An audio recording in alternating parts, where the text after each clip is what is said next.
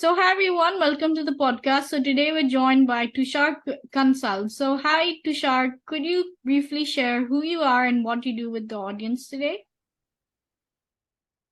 Hi, Roohi. Thank you so much for having me on your podcast. I am Tushar Kansal. My company is Kansaltancy Ventures. We have a network of 450 investors from Singapore, Dubai, US, UK, and India. And we help guide the investments from these investors into early stage and growth stage companies. I'm personally an MBA in finance and an engineer, and did my executive education from Harvard Business School.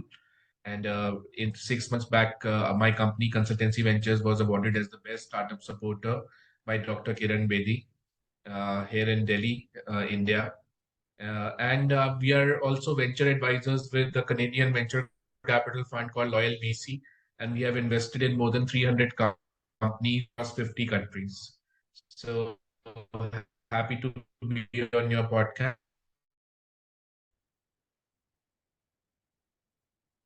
That's amazing. And so, my first question to you is how can India mint more unicorns? India has to deepen its markets across the board to mint more unicorns because unicorns are minted when a company gets its formula correct in terms of chasing a particular customer segment. It starts capturing that segment, and money is needed to capture that segment. And some smart VC identifies that opportunity, puts in the money upfront, and although it might result in losses initially, but the growth is such that it compensates for the losses very fast, and the company becomes a unicorn. Its valuation goes past $1 billion. So India is almost like China, where China was 15 years back. I remember in 2007-8 when the Lehman crisis came. At some point in time, China was even growing at 13-14% GDP growth. So India is doing well right now. Inflation is under control, and we minted 21 unicorns. I think 23 unicorns last year, which is more than China. And that is because we have a huge consumer class. Almost people say 300 million middle class, which can pay quite well. In reality, the actual middle class, which can pay quite well, is close to 50 million. So we need to deepen the purchasing power of people. We are a huge consumerist society on a purchasing power parity basis. Our GDP is $12 trillion. So that's where the opportunity lies, and that's where the opportunity to create unicorns also lies. And let me add here, I mean, the fact that the startups, even if they are loss making, have been allowed to list their shares on the Indian stock exchanges has been a great plus for the investors, as now they are getting very healthy exits on the stock exchange, which has given a impetus to more VC investment. That's great. I think my biggest takeaways from all this were that to get more unicorns, India has to deepen its market across the board, and India is doing very well compared to China in terms of unicorns. So, my next question to you is how do you think investors are really thinking right now, and what insights could you share with the audience on that?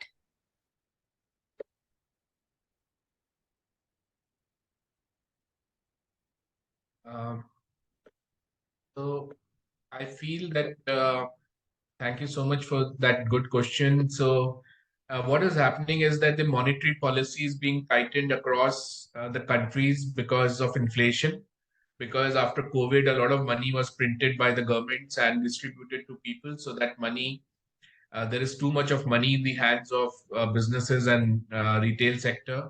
So, and the goods are less because initially supply chain issues from China because of COVID lockdowns, and then Ukraine-Russia war. So because of these supply issues, uh, and a lot of money in the hands of people, the inflation is a lot.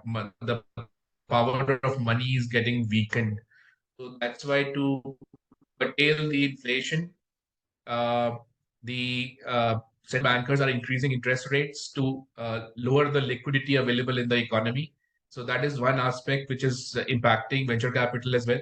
The second thing is uncertain geopolitical environment, specifically with regards to uh, Russia-Ukraine war and the Russia-China moves which are happening currently in terms of de-dollarization. The third is the global supply chain shocks. As I said, China has come out of a long COVID-induced lockdown, and corporate governance challenges, which sometimes keep on coming. Like we saw Go Mechanic, and we saw such problems with companies like Zilingo, and sometimes with Bharat Pay also. So this year has been a particularly tight year. The investments have gone down from 106 billion in 2021 to 68 billion in 2022 in China itself. When we talk about India, it's gone down from 38 billion in 2021 to 26 billion in 2022. But what is happening is that ticket sizes are becoming smaller. Investors are investing earlier rather than late stage, and there is a lot of focus on a few sectors like health tech, SaaS, um, deep tech, and conversational AI like Chat GPT, which is a big phenomenon. And this, although the deal volume is down, but smaller deals are happening in specific sectors. Specifically with regards to India, Bangalore continues to be number one, followed by Delhi, NCR, which includes Gurgaon, and third, Mumbai. Uh, so, I mean, some bit of money is sitting on the sidelines, but VC investment is definitely happening.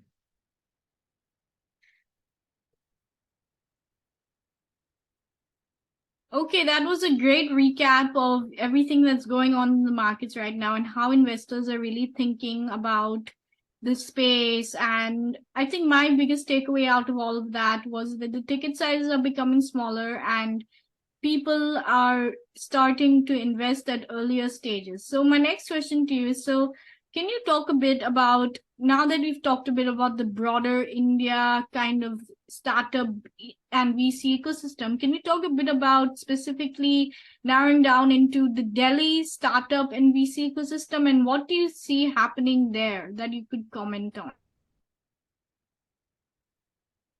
Well, Delhi is mostly led by Gurgaon and Noida, which are the NCR region, National Capital Region. Gurgaon is a huge hub of top quality multinational companies as well as startups. And Noida is more so for IT companies. When you look at the concentration of companies which are there. And Noida also is home to a lot of film studios, media houses as well. But it is largely led by Gurgaon because it offers a very nice ecosystem, including accelerators, including co-working spaces, and the phenomena which is happening in Gurgaon is that the fundamentals are very strong, like large consumption economy. A lot of jobs are there, so middle class likes to live there. A lot of real estate projects. Then there are digital accelerators which are benefiting Delhi NCR region, like UPI for payments, ONDC for e-commerce, and electronic health records like Ayushman Bharat scheme, which of the government is giving a big impetus to health tech. And government has been very disciplined with regards to fiscal and monetary measures. So the budget deficits are in control, the trade deficit is in control, which is giving a good rating to India. The ratings are not slipping down, the rupee is stable, and that is inviting a lot of foreign money. India is the most open economy in the world when it comes to foreign direct investment, with most of the sectors being open for automatic. And China plus one is helping India out of the companies which are moving out of China. Most of them are going to Vietnam, but almost 22% are going to India because of obviously large population, large consumption. So all that is benefiting Gurgaon as well, specifically Delhi NCR. Inflation is low at 6%, although no one imagined that the inflation in US can be what it is currently, 9.1%. GDP growth is 6.9% in India. US is just about 2.9%. And Sensex, the Indian stock exchanges have held, it is still near 60,000. Whereas if you look at the US, NASDAQ, and NYSE, they have dropped across the board. It's only the top 15 tech companies in the US which are holding up the stock exchanges there.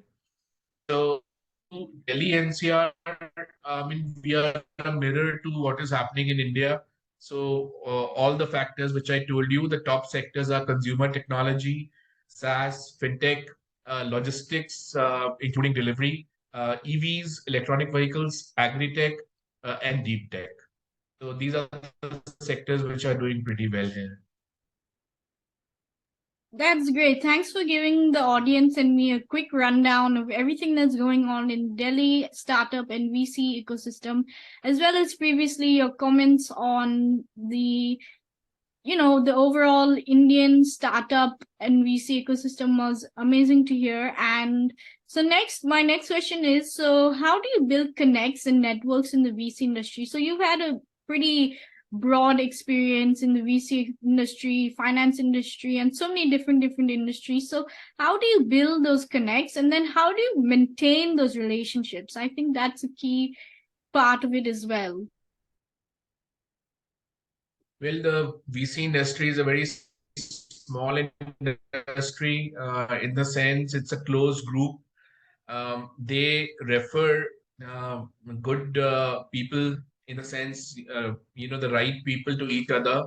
They give references to each other. And don't forget that they like to invest in groups. So even if a fund is able to invest the entire ticket of a particular investment, they will never do it. They will bring three, four other investors and pull in the money so as to diversify the risk, and also have more investors on the cap table, so that in the future rounds, someone out of them can again put in money. So the VC industry is a very small industry. What we do is, it's not possible to meet the investors individually all the time. So we meet at events. So I keep on getting invites to events, and I generally check with other investors who all are coming, spend a good quality time there. I have been a speaker and a panelist and a keynote speaker as well in a large number of events. I have done more than 250. The videos are there on YouTube. So we interact during those moments, but definitely, just as in other aspects of life, in the professional circle as well, we have certain people who are very close to us. So naturally, the kind of interaction we have them is of different quality. We meet for coffees and beers as well, and sometimes family gatherings as well. And sometimes we get a chance to meet outside India. Like recently, I was sponsored by US Export Promotion Council for an event in Dubai, and there we met almost 100 investors from Southeast Asia, US, Middle East, and South Asia, including India, and some from China as well. So that was a great opportunity to talk to them, have a good conversation. And all these ways are, the ways in which we maintain our relationships. Thank you so much for sharing about that and how you can also maintain relationships by, talking to people. And yeah, so my next question is, so how can a student get more involved in the startup ecosystem? Uh, See, the startup ecosystem works on people who are able to think critically and strategically, do an analysis of a particular situation. So the students who are studying courses where they have access to case studies and they have access to corporate trainings and internship, they can always do a lot of stuff. They can join companies like us as interns, or they can join an accelerator, or they can take live case studies from the corporates, deliberate on them, submit a project report. I know of a person who's very close to Invest India and Startup India, the scheme of Indian government, where almost 90,000 startups are registered. And that place is very well known for the fact that in spite of being a government, agency, their recruitments are largely from the private sector with marquee names, marquee multinational names. So the atmosphere at that place is awesome. So this guy, he got both his sons doing a 1 year training and internship at Startup India and Invest India, and I have seen the growth of both of them. They have seen how startups are formed, what are the ways in which one has to work to do entrepreneurship. And some people say follow Mark Zuckerberg, leave college, quit college, and all that is it's totally bunkum because more than 95% of entrepreneurs who succeed in startups are actually college graduates who did a formal studies. So equip yourself with real skills where you can compute, you understand balance sheets, you understand ratios, you understand sectors. So those are the real skills. And don't forget, being a team leader calls for a lot of understanding of human behavior, which comes largely from experience. So involve yourself in situations, don't run away from situations, and definitely you can do very well in the startup ecosystem. These are all great points, and I think the best one that you shared was about Startup India and Invest in India. I think these are some good places that the audience can definitely reach out to and see if they have any opportunities for them. So my next question is, so could you share a bit about Consultancy Ventures investment thesis, and how do you guys identify which founders to back? Is there like any metrics, or like how do you guys go about doing that? Well, we believe that a person who is committed to solve a certain problem will find solutions, eventually. So, the story of the entrepreneur is very important. Be it of whichever age. There's this guy whose father was in border security force, and he saw the soldiers getting killed on the border because they didn't have proper technology. So he spent 6 months on the border, and then started a technology company for defense technology. And he got funded in no time. I mean, because this guy spoke, he meant real business. He really understood the sector well. And similarly, there's another guy who's spent 10 to 15 years being a chief designer of five-star hotels like Hyatt and the big chains in Kuwait. And he saw that his wife's parents suffered from dementia, and it was so difficult to handle them that he left his lucrative job. He came back to India, and then he set up a very high class old age center. Uh, and uh, and there are a lot of very old people using that center, and the families are really happy. So people who don't start a startup just because they saw the number of unicorns which got made. People rather who believe in solving a particular problem. They have the right reasons for it, and they have certain X factor. I believe that we are backing those kind of people, and also people who can understand the skills required to execute such a company.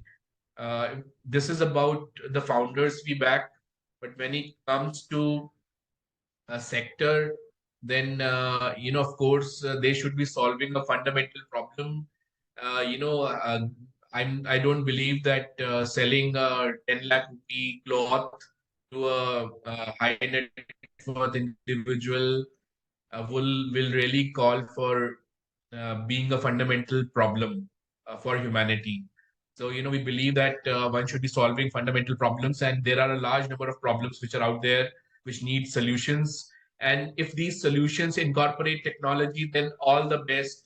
That's really awesome, because then it would be scalable, and it can be made available with the use of smartphone, which means access to billions of people in no time.